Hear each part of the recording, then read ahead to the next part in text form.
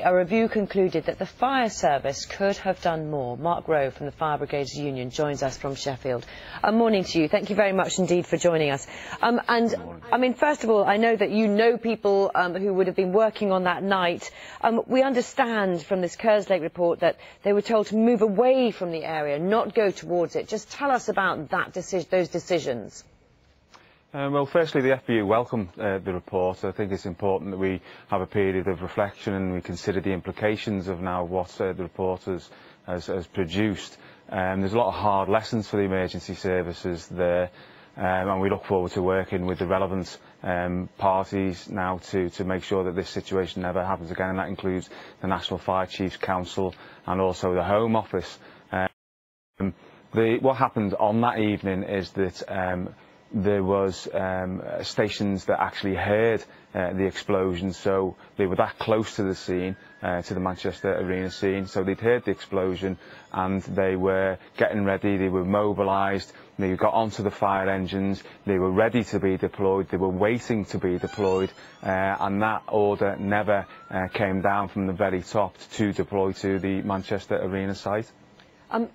Just tell us about the impact on those firefighters, because I know many of them, I think, as far as we understand from that report, were frustrated, wanted to be getting on and doing their job. The members on the fire engines were very angry that they weren't being deployed to the scene. There was a lot of frustration, as you say, and there was a lot of upset amongst members. There was a lot of embarrassment. Members have talked about embarrassment that they weren't deployed, and they've also talked about shame, feeling ashamed that they were prevented from actually doing anything that night. I understand that it was partly because of what's called a national protocol, the reason that they weren't being deployed, but has that changed or is that still in place? The national protocol is still in place, and it should have actually kicked in. The actual crux of the situation is that the information was available, the police had the information, and for whatever reasons that information was never passed to the Fire and Rescue Service.